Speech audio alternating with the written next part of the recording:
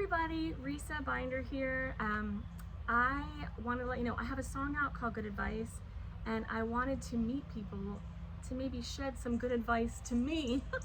And so today I'm here with a new friend, Jackie Jones, and she's here to talk about a lot of stuff, but her foundation she started. Organization Family Alliance in Music. Yes. How did it come to be? So FAM started from a couple different ways. It's myself, Margaret Hart, and Haley Montgomery. Margaret's at YouTube and Haley's at ACM. Margaret and I had already become moms, and we were both moms in the music industry, and we were talking about how there is a lack of just discussion around families. True. And that we kind of felt like we wanted to have some sort of support for each other than just each other. Like, is there a way to have a group? At the same time, Haley was thinking about having kids, and she reached out to me and asked to go to breakfast, and we went, and she sat down and she said, I don't really want to know about your job. I want to know about how you are a mom and in the music industry, because you post about your kid a lot, and I don't see a lot of social media around kids from women in the music industry, which I had never really even thought about being a thing, because of course my Instagram is all my kids. It's Yes, like things from RIAA or from my CMT days, and then like and the my love kid. of your heartbeat. Yeah. So I was surprised, because she was like, this isn't a normal thing, we don't see it a lot, and she had said that a lot of women that she had talked to around her age were considering getting out of the music industry, didn't know if it was a possibility for them to have families, and I was really taken back. I've been really lucky to work at a couple of places that have had really good benefits, and I'm incredibly grateful for that now, even more so. But I didn't really realize the lack of benefit support across the industry and in actual companies. Then you open up artists, songwriters, live touring staff, and there is not much in place. That's a whole another conversation. Yes, yeah. But yes. And as we dug deeper, the three, I ended up getting Margaret. I was like, hey, I think we got to do something bigger here. And the three of us met and decided to form Family Alliance in Music. And it's an organization that works to make it possible to have ambition in the music industry and have a family. And families look different, right? That's different for every person. That's so it's very much inclusive of anything you think of caring for people. So whether it's taking care of your parents, or if you're going through fertility, or you're thinking about adopting, or you have a child, those are all specific needs that really aren't talked about that much in our business, and we believe they should be more. It helps you feel less alone, and with an organization, hopefully we can provide resources and help people get to where they want to be, and encourage people to stay in the music business, because we want diversity, and we want women. Yes, and we do want people in leadership that have full rounded lives, right? Yes, that's true, I guess.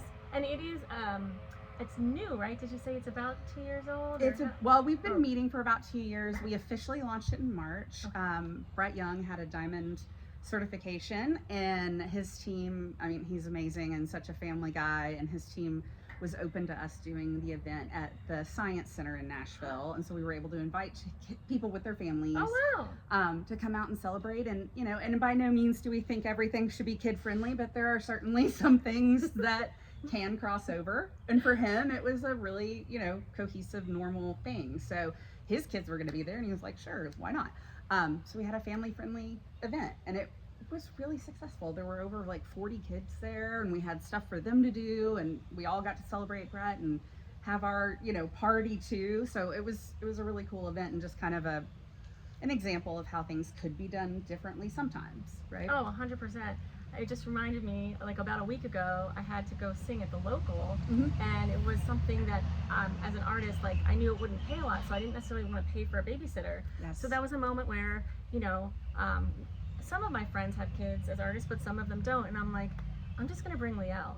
And it was so magical to bring her to the local. She had her headphones on, there was a beautiful band playing, she actually was dancing. She was the only one, her free spirit, just dancing, and the artist invited her on stage, and it became like a thing. Yeah. And when they get to see us doing what we love, I feel like it inspires them too. Now, not every event is kid friendly, I totally understand that, But when it is, you get to see there's like a magic to it a bit. There is a magic to it, and it also allows people to see you as a real person, right? Like, the music business is not a it's not a 9 to 5. The music business is not a 9 to 5. No. It is a 24/7 job. If that's the case, we have to be able to sometimes bring our whole selves to it. Oh, and I think so true. that in order to get the best work out of me, the best, ambition and my ability to put my best foot forward for the music industry, I have to be able to have my husband, my family, my children, that's an important part of who I am. And I think showing that to people matters. And Showing your whole self. This Yeah. is me. Yeah. yeah, and especially as artists, right? Like, you all are expected to sing about things, Yes. write about things, and sing about things that relate to everyone, right? You're supposed to be able to sing about motherhood, and you're supposed to be able to sing about marriage and all these things, but go on the road 6 nights a week by yourself. So I think that it's just a very hard thing to figure out how to balance. So when we can do it, it's not often. We're not bringing kids to our late night shows, but I mean, maybe you are, but I'm not. No, Mine would not do well with that. No. But when we can do it, I think it's a really nice thing to show that you're leading a normal life and you're relating to people who are like you. So bring yourself. If someone wanted to find you guys, Mhm. how do they find you? FamilyAllianceandmusic.org is our website. We are on Instagram, Family Alliance and Music. We have, think of what I can share here. We've got a couple of events coming up. We have a fertility panel on November 14th. Oh, So that will be happening. That'll go up on our Instagram with an RSVP for people to attend. And that's going to be basically just Kelly Bannon, who is the host of at Apple, went through fertility with a doctor in Franklin, and they're going to have a conversation about what that was. We're going to talk about what options for fertility are out there, and how it's different for people in the industry and artists as well. If you're doing fertility shots, are you going to have, are you going to be super tired? right. Are you going to Can gain a bunch of weight? 90-minute What are you set? gonna I don't know. Right. That what day. are you going I to do? don't, yeah. So having those conversations, and also about egg freezing and what age you should start getting stuff checked, and just to be able to have that knowledge for people without having to have all the people go to a consultation. Fantastic. It's empowering too to have that information and make decisions based on what you learn, Yeah, and I think that for me, I have so many friends that are like, oh, I want to think about egg freezing, or oh, I want to think about this, and